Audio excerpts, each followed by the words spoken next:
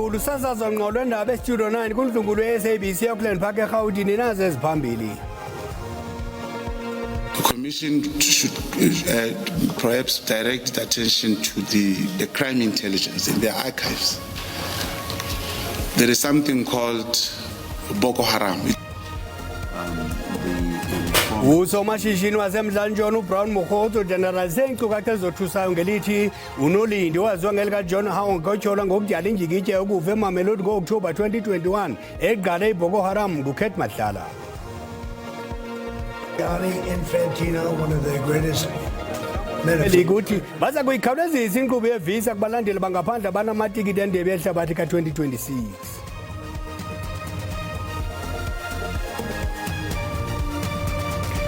Xabe sixesha ukuze nexesha lokuxabise njengesiqhelo ngelixesha kwelijelo zindaba uxolo malibenani.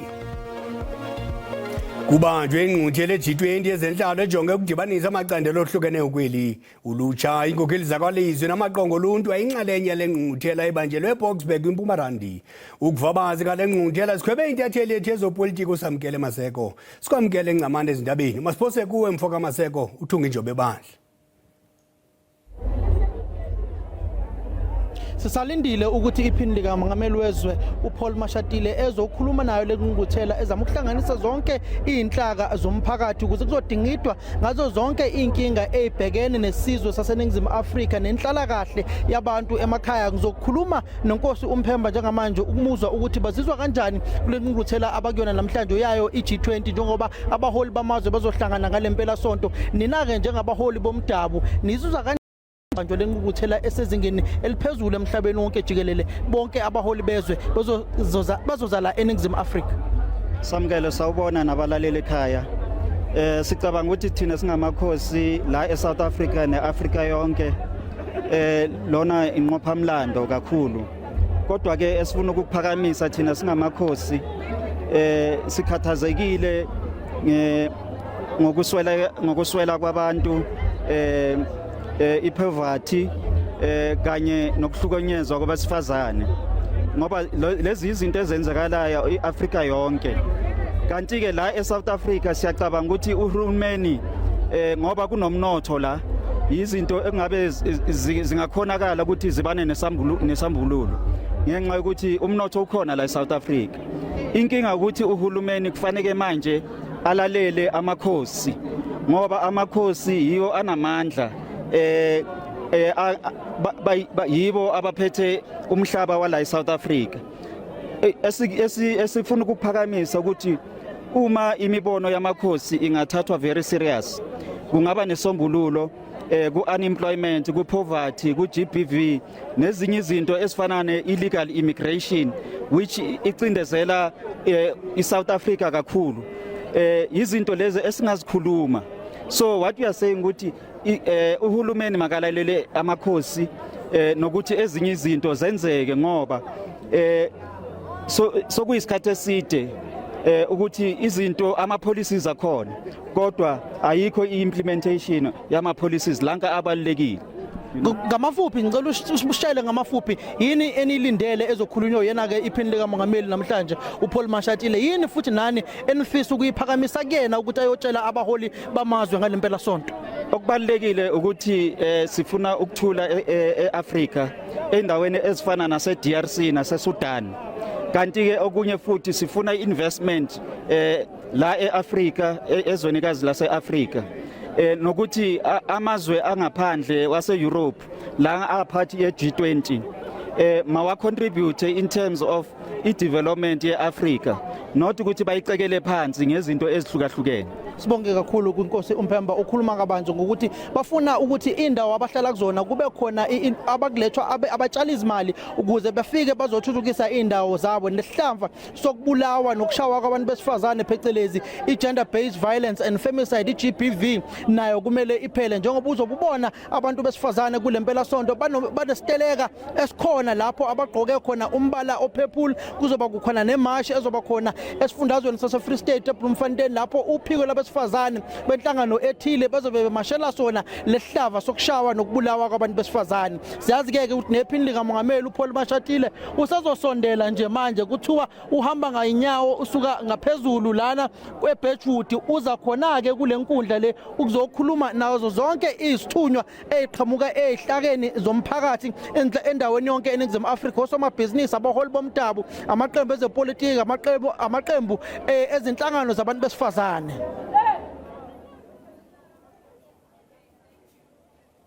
Sidingama namfoka Maseko kusenjalo selisemnyango lengqunje lamazwe aphala phambili kwezoqoqosho kwihlabathi abizwa ngele G20 nekuyimbutho equka lamazwe kunye nemanyano yaseEurope nemanyano yaseAfrika ezakusindla kweGauteng ngempela viki. Njengoko sekumzuzu kubangasa kuthiwa G20 kube ngahlwa kuthiwe G20 sikhuphe isiquququ sonondaba wethu Lisa Dumezweni ukuya kwizityalo zaseGauteng achube isikhwebu nabahlala evumoya wabo ngale ngqunje lekudala icelwa. Masikwamkelelisa ezindabeni khawutsho uyavakala xa umoya wale G20 xa uhamba kwizitalato zaseGauteng.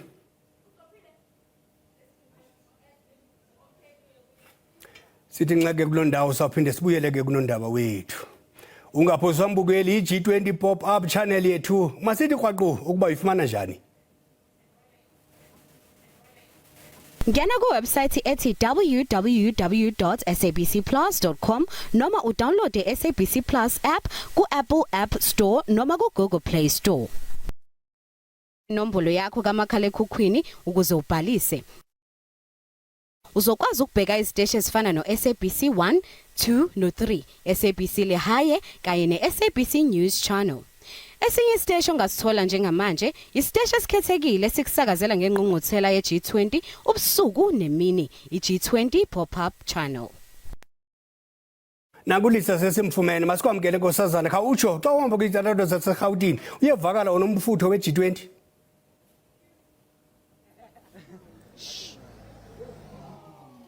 Ndibulele kwetatubhele ndibulele nakubabukeli ekhaya ngoku siseSoweto kwindawo eyaziwa kakhulu ngabantu belilo Mzantsi Afrika nesitalato esixakekileyo kuthiwa ke yiVilakazi Street. Ngoku apha ecaleni kwam ndinaye uBhuti Simphiwe ozakhe ancokole namandichazele. Bhuti Simphiwe ndibulele ngexesha lakho khasele undichazela into bana le ngqungquthela ye-G20 kuthethwa ngayo ithetha ukuthini kuwe?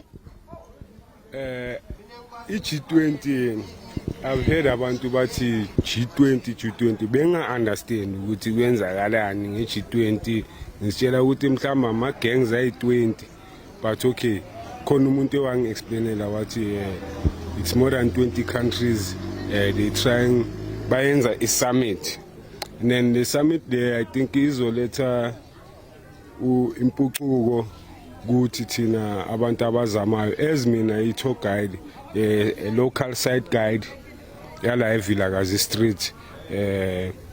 I think from ukuthenga ama pieces sengizothenga i-braai pack manje because more tourists will be coming, understand, so izoletha umnotho kithi and hopefully because last time nge-summit ya 2002 ngeke kwaba nomehlukonyana nange-World Cup but into ezikanje siyazijabulela whenever people from abroad they come to our countries kusho ukuthi bazo investor baletha umnotho. So for us ngeke ngithi ayikafiki kusele 4 days I think, yeah, but hopefully kuzoba nomehluko siyafisa and sikhathela ama 370. Enkosi kakhulu Bhuti Simphiwe. Ndinaye ke tatubhele umfana osakhulayo osemncinci kakhulu naye olapha ecaleni kwam ozakhe naye andichazele ngezimvo zakhe malunga ke nale ngqungquthela izayo ye-G20. Khethu mandibulele ngexesha lakho khaso ungena ke nawe mfana osakhulayo into kubana le G20 ithetha ukuthini kuwe njengomuntu omtsha osakhulayo? Ngibonga ithuba mphulaphuli. I-G20 izokwenza ushintsho kakhulu eSouth Africa. Ama tourist amaningi azoza ngobuningi, amabhizinisi asafufusa nawo azozama ukuthi improve, nabantu bazoyithola imisebenzi nje. Enkosi kakhulu Khethu. kuka kangako ke tatubhele besikuphathele kona apha eSoweto kwisitalato esibhizi ayabonakala benyuka besehla nanjengoko ke kungekudala sabe silindele le ngqungquthela ye-G20 ndibuyisele kuwe intambo estudio. Amaqobokazana ngalale ndleleni kunyembelekile sibamba ngazo zozibini kumabhayi uLisa Kadumezweni weljelo esiphakela ngoluvo lwabahlali baseSoweto ngengqungquthela ye-G20 eza kubanjelwa eGauteng kule mpelaveki. Ngoku masibe evenkileni.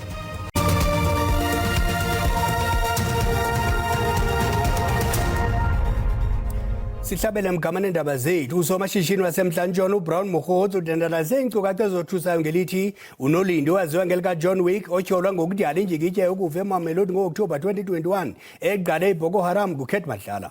Ukwangqine ukuba wayengumphathi wamapolisa uMnumzana Bhekicele wayexhamla ngezimali kuMadlala.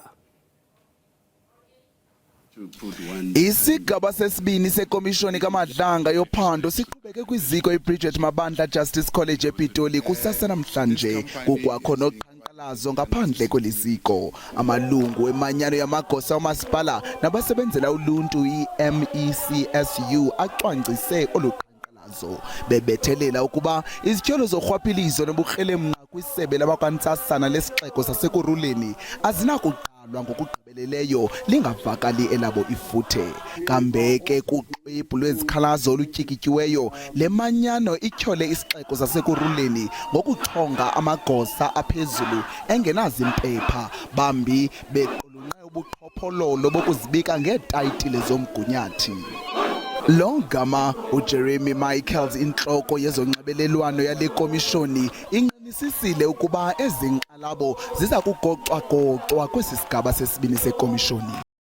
Let me assure you that whilst we are starting phase 2 today with Mr. Mokgotsi's testimony, we are still going to run phase 1 alongside phase 2 because of scheduling issues. There are still some witnesses that we haven't heard in phase 1. Kananjalo usomashishini wasemntla-ntshona uBrown Mokgotsi emva kokudandalazisa ngamava wakhe kwezomthetho ukusukela ngo-1990 ukwadize inkcukacha ngoJohn Wick otyholwa ngokujolisa kumalungu wegqiza lezigilamkhuba iBoko Haram eMamelodi ePitoli nokwabangela umsinga wembubhiso mayela nenyanga yeDwarha ukutsho ngo-October ngo-2021. There is something called Boko Haram. It was a presentation, intelligence presentation, which was presented to the former minister Bhekicele. It talks to a man who was known as John Wick. The monies which Khet Madlala alleges to have given to Bhekicele, they are there. Ukanti ke ukaMokgotsi ukwavakalisela ubala John Wick Nqakasana ngoyena mtyholwa wazama ukubulala uVusimzi Khet Madlala nokwagqithiswa licandelo lezobuntlola kowayesakuba ngumphathiswa wezesipolisa uBhekicele nangqine ngelithi ebexhamla imali kuMadlala. Ndimlo Lilitha Ntsundwani kwiindaba ze-SABC. Let me give an example. There is a Uber driver. Abahlali kumasipala waseMohokare eFreystata bathi izicwangciso zabanye oceba be-ANC namaqela aphikisayo zokuguzula usodolophu uMnumzana Tebogo Mochachepa sizakwenza kungabikho zinzo kwezopolitiko kulo masipala. Oku kuza njengoko kulindeleke ukuba kubanjwe ivoti yokungamthembi losodolophu namhlanje. Umasipala waseMohokare usematheni kwakhona ngemiba yokungabikho zinzo kwezopolitiko.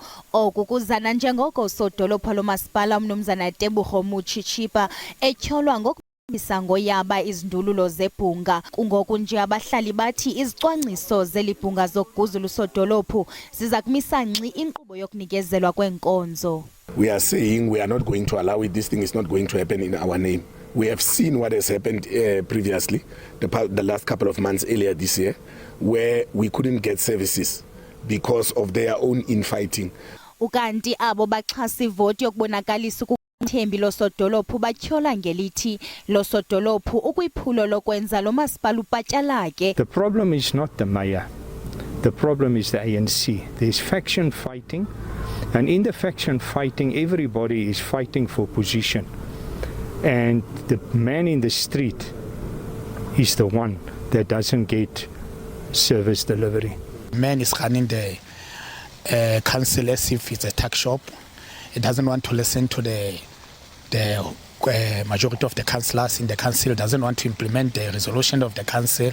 Ukanti umbutho abasebenzi bakamasipala iSAMU uthi unenxalabo kwaye ngahle elinyathelo lichaphazele imivuzo yabo.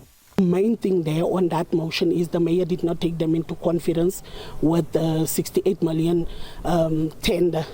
I think that thing it's an administrative matter.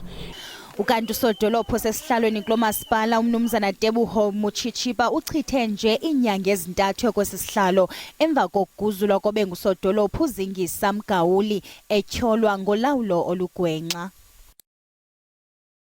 Umba wokhuseleko kwemithi yoMzantsi Afrika ube sesithatheni kulonyaka njengoko ilizwe belungiselela ukusindleka iinkokheli zamazwe ehlabathi kwingxikelo engquntyele G20 kokuqala kweli. Igunya lolawulo lwemithi lithe liyilungela imingeni yoyanyaniswa nokusingatha le ngquntyela inkulu yehlabathi.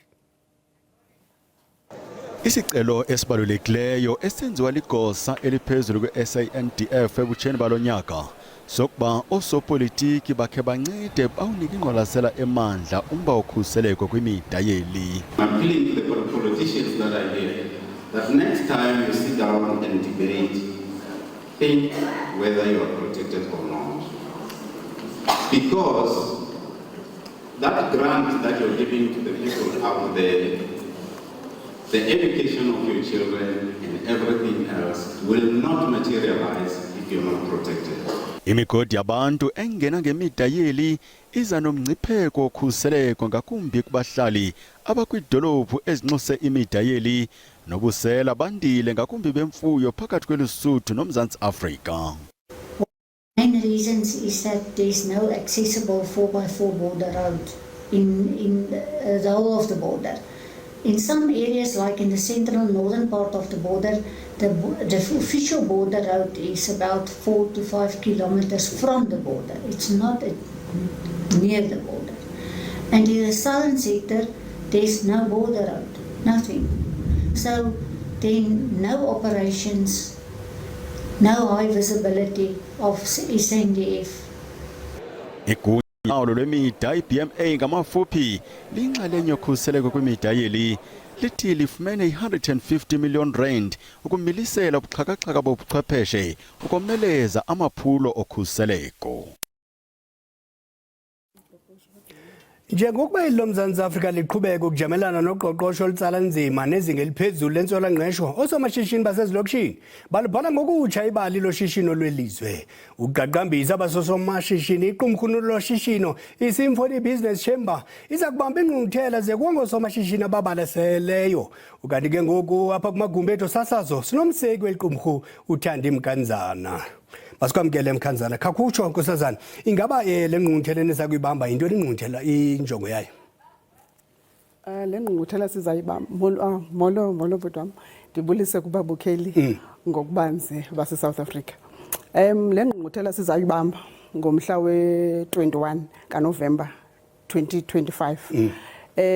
Siwonga osomashishini akuba uqala sibawongayo ngosomashishini ababe operator eMdantsane ngexesha lengcinezelo abaqala ukuoperator since 1963 ukhumbule ngo-2023 uMdantsane ubugqiba i-60 years. So we were celebrating abasomashishini babenceda omama oanti bethu bephangela pha bafundisa abantwana babo abasithi bengabanye bafunda bangosomashishini namhlanje. So silela qumrhu sesabona into yobana hey they deserve ubana noko sibabethe egxini nithi nasebenza now uqoqosho laseMdantsane ilokishi ngelo xesha ngexesha lebandlululo nayinceda laliphuhlisa uqoqosho lwakhona. Siwonga bona sathi ngowonga bona saqonda masesiwonga naba bakhoyo somashishini ngoku ubakhuthaza babone into bana lento bayenzayo iyancedisa koluqoqosho lihexayo laseMzantsi Afrika noku kulikhuphula sibancoma sisithi siyabakhuthaza qhubekekani ngoba nincedisana noluqoqosho luhexayo ubalizama ukuma kuMzantsi Afrika. Khawusothandi xa nijongile niliqumrhu ingaba mhlawumbi osomashishini bayijika njani imingeni abajongene nayo kweli xesha? Siyazama ukuyijika especially pha kulaa ndawo ndisuka kuyo kuthiwa kuseBuffalo City. Okokuqala indlela esizama ngayo ukuba siyijike kukuxhasana singabantu abamnyama. sixhasane ngokuthi ukuthenga iplumber oyifunayo yalomuntu omnyama unowombane owenwele owentontoni sixhasane kwathina qala sisedwa singekayi siyeke ukusebenzisa abangaphandle uthenga kakhulu kwinkampani zangaphandle sixhasana ngokusebenzisana sisupportane thina singabalapha eMzantsi Afrika especially ke in the Eastern Cape. Niza konga osomashishini basezilokishini ingaba lithini igalelo labo kuqoqosho lwelizwe ngokubanzi? Ndifuna ukulungisa kancinci kuloo ndawo hayi ngoba sezilokishini bodwa abaselokishini only ngaba badala babeqale uphuhliso esibawongayo ngabasempuma koloni yonke Eastern Cape yonke uquka nabasezilalini nabasezilokishini. Yes, what was ubuhlungu baba? Kawuphinde kwakhona ngamafutshane uphi lo mcimbi? Lo mcimbi use City Hall edolophini kwa number kwa number 105 Oxford Street ngo 6 p.m. ngo-10 to 1 o'clock kuzabe kunento ekuthiwa yi-networking session apho kuzawuza i-departments ukuza zizofika zikwazi ukuchazela abantu zeziphi amathuba anazo ukubancedisa uphuhlisa ibhizinesi zabo. Nkosazana Mkhanzana ityebile inhle inkosi kakhulu. Kwezemidlalo kunendaba ezimnandi kubalandeli bebhola ekhatywayo kwihlabathi. Umongameli Donald Trump waseMelika uthize ukuba baza kuyikhawulezisa inkqubo yevisa kubalandeli bangaphandle abanamatikiti endebe yehlabathi ngo-2026. Kukho imidlalo eza kusindlekwa kwizixeko ezili-11 zaseMelika uqala ngomhla we-11 kuJuni ukuya kwe-19 kuJulayi wonyaka ozayo. Ngokutsho kukaTrump, iWashington iza kumilisela ubuxhakaxhaka bokuchotshelwa kweemvavanyo zevisa eziza kugxila kubalandeli bangaphandle abaza kuzimasa indebe yehlabathi. Abaqoqozeleli betumente bathi abalali buhlayo besebenzisana nesebe lezekhaya nokhuseleko loluntu ukuqinisekisa ukuba bonke abalandeli abaphuma kwihlabathi bayahlolisiswa ukuze bakwazi ukungena eMelika kwihlobo elizayo. uTrump uthi indebe yehlabathi ingabenzela ingeniso ye$30 billion kudaleke imisebenzi engama-200,000 ngabantu babalelwa kwi-5 ukuya kwi-10 billion ekuleke bathontelane eMelika kwindebe yehlabathi.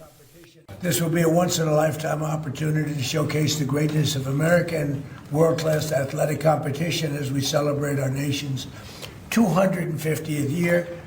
The World Cup will also be an incredibly significant economic opportunity for countless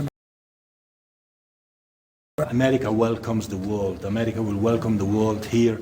Next year we will have between 6 and 7 million tickets sold for the matches. We will have between 5 and 10 million people coming to America from all over the world. Letumente imaqela ngama-48 iza kundululwa kwipala eStadio Azteca eMexico. Iza kuba liqala lokuqala kwamathathu aza kusingatha imidlalo yokuvula lengxikela. Ze i-final ibe ngomhla we-19 kuJulayi eMetLife Stadium eEast Rutherford eNew Jersey.